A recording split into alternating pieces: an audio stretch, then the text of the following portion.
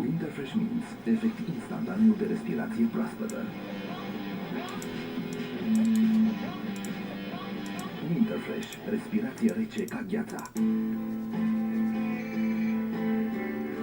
Ce bine că ai sunat! De sărbători, ascultă-i mai mult pe cei dragi. Abonează-te la Cosmote și ai super smartphone-uri la prețuri speciale.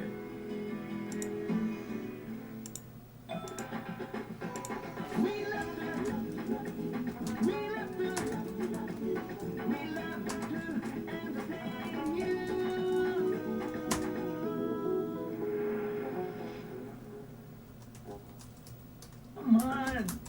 This is it. On the edge, we're living. You've seen Elmo's Fire, The Wild Bunch, Deliverance.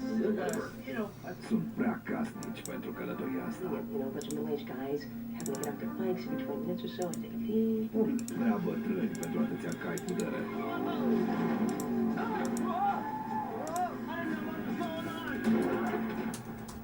Și prea tineri ca să fie feriți de necazuri. Damn lucky. You wearing pants? No.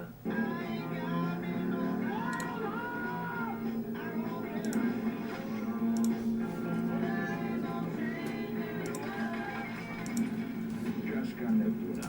Sâmbătă seara la Prima TV.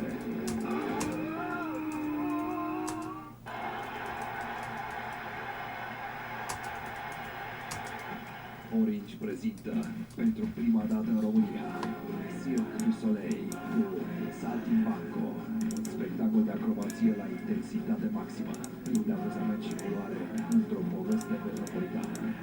Saltimbanco, un spectacol Cirque du Soleil, prezentat de Orange, Romexpo, zilnic de pe 8 pe 12 februarie. Bilete în rețeaua Eventim și pe eventim.ro. Un eveniment recomandat de Magic FM și Prima TV.